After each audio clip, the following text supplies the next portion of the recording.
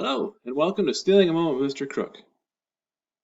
This week's topic, we're going to look at career exploration. Before we do, let's look at the quote of the day. Quote of the day from Zig Ziglar. There is no elevator to success. You have to take the stairs. Oh, bonus one today.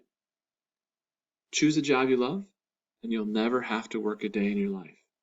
Since today, we're going to be focusing on careers, I would add in a second one dealing with our work as well. Our topic for the day, career exploration. You might say, but wait, Mr. Crook, I'm too young to be thinking about my career.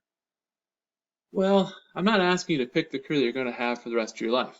We know that jobs change and people change over time. However, it's great time to start exploring the careers that interest you. And I'm not talking about only the jobs that make millions. But what job do you think you'd actually like doing? What jobs match your personality, interest, and skills that you have? So, no, it's never too early to start exploring careers. In our career exploration today, we want to use a website called mynextmove.org. And to get to the site, you're going to need to type in mynextmove.org/explore/IP. And this will take you to the site that looks like this here, MyNextMove ONET Interest Profiler. We're going to use this today to help explore careers and interests that you have. Lots of good things on this site that you can look at. This bar down at the bottom will help you through a lot of things, and then the next button, the bottom right corner, will help you especially. Basically, you're going to work your way through some questions and click on the next button to get to the next page. It will give you some directions, and when you are ready, hit the next button. It will give you some explanation of the tabs. Basically, you're answering these questions, whether you dislike, kind of neutral in the middle, or whether you really like this category as well. And you read through these statements and just kind of put your quick thought down, whether you just like them, neutral, and work your way on through. Once you're done with this first page, hit next. Your progress bar will go over, and you'll work your way through all of the questions. When you come to the end, it will give you your interest profiler results. This will be on the right side. You also see kind of a bar graph on the left side of what you came up with, which you can look at these results and learn more about them, or you can click the next button and it will take you to this page, which is very important. Select job zone. This is the training or preparation that you're going to need for that actual career. As I look through here, it kind of seems like at medium preparation, zone 3 is 2 years of college, zone 4 is 4 years of college, zone 5 is 4.5 years of college. This would be like your master's degree, your professional degrees, your doctorate degrees down here at zone 5. So click the one that you're kind of most interested in doing after high school. If you can't think of one or you're not sure, I would suggest putting it on zone 4. Then click next, and it will give you your list of careers. You might find some that interest you. You might find some that don't interest you on the list that came up on my page. Here is one that I clicked on just to kind of show you what happens when you click on a career. It takes you to the tab about the career. This one was Park Naturalist. On the left corner, you can watch a video about the career. You can kind of read about what they do. You can read about on the job, what you would actually do, the knowledge, the skills, the abilities that you need. Down towards the bottom, it talks about the personality that the people who do this job have, the technology you might use. Bottom left corner, very important, the education that's needed for this career. A bachelor's degree is 4 years of college. Master's, usually about 6 years of college. Associate's degree, 2 years of college. So you want to know how much college you're going to need in that training. It might also say military training, or it might say on-the-job training.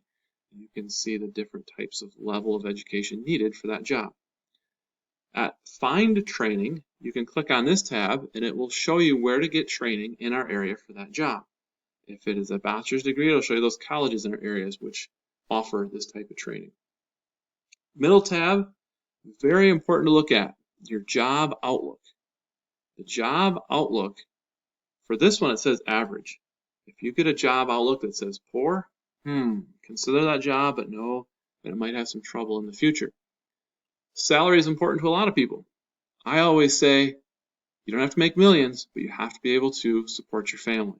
Some of you might want to be able to drive a truck, have a nice house, provide groceries, have clothes for your family. You want to make sure that this salary is a decent salary you can support your family.